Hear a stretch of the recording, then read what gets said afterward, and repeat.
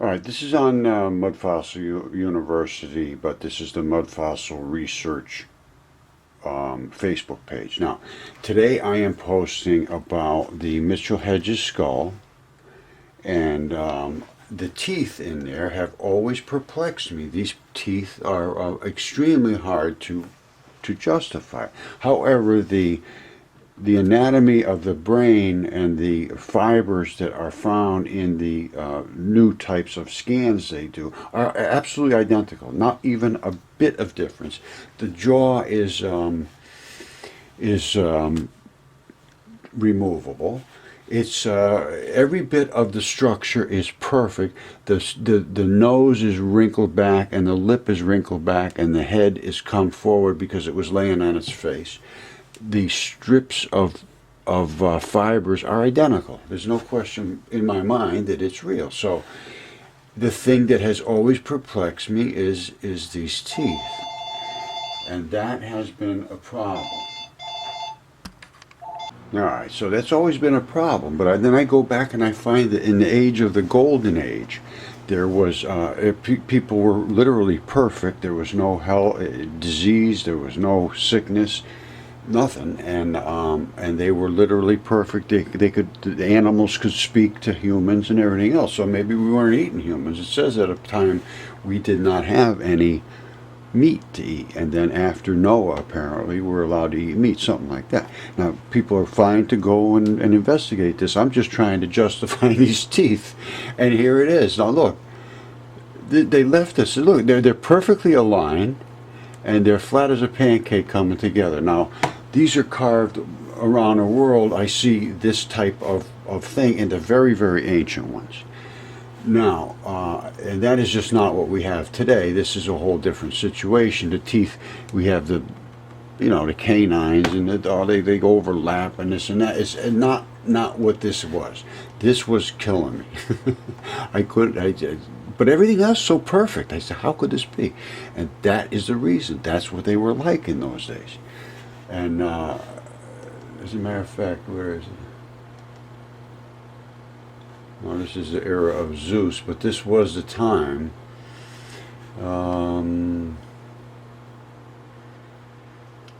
Let's see. This is from Hesiod, I think. Yeah, The Five Ages of Man by Hesiod. I think it's in here somewhere. Hold on, let me find it. Yeah, here it is right here, Golden Age. When the deathless gods created the golden race of men, it was a time of prosperity and peace that allowed all living beings to live in harmony, to be happy and in love.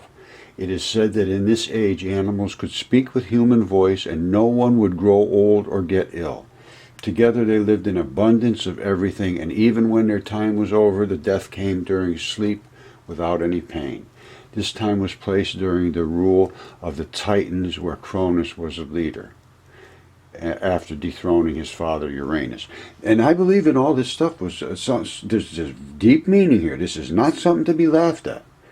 So, because trust me, I have found all the things that point to this. Dragons and Leviathan, giant fish, and I mean, it's just giants all over, Titans. It's not something that should be laughed at.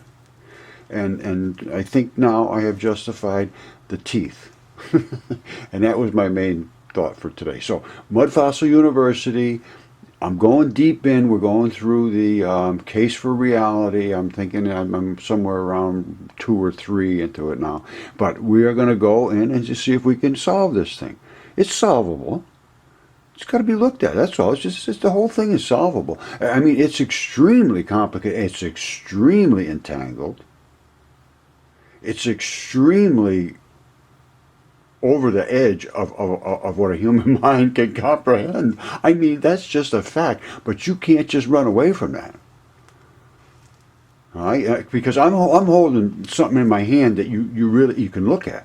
I'm not saying, oh, you got to do this, you got to do that, you got to think this, you got to think that, and lose all your mind to believe what I'm telling you. Absolutely not. You have to lose your mind not to look at what I am presenting.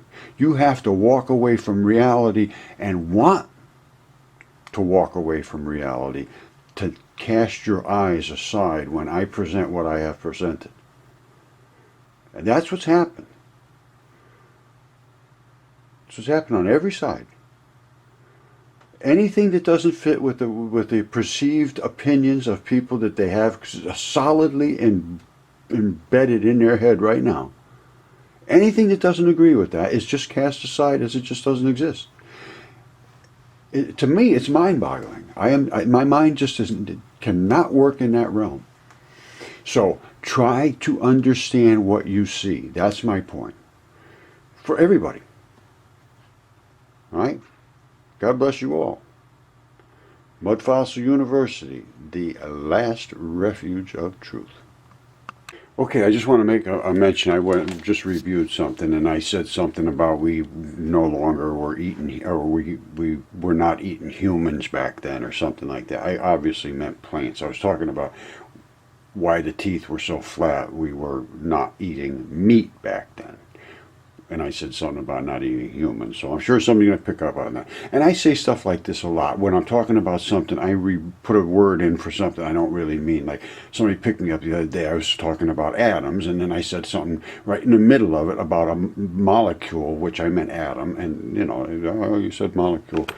And this kind of stuff happens. So I'm not that good at editing. I just go through it, and if I make a mistake, well, it's in there. But, the mistakes I make are not, if they're just little like that, it was just an accident. So I'm not going back through and changing it. But speaking of eating humans, though, this is serious. The Lost Book of King Og was the last words of the Rephaim, the serpent gods, the dragons. And they talk about eating humans, and Nimrod and him, and even how circumcision started, and the whole shooting match. Now, he is mentioned in the Bible, King Og of Bashar. So, and they ate the smaller selves, it said.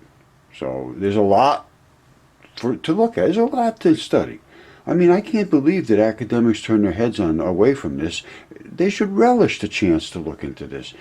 Either they're just too lazy, or they're just afraid to open their mouths because of being peer pressure against them and losing their actual jobs.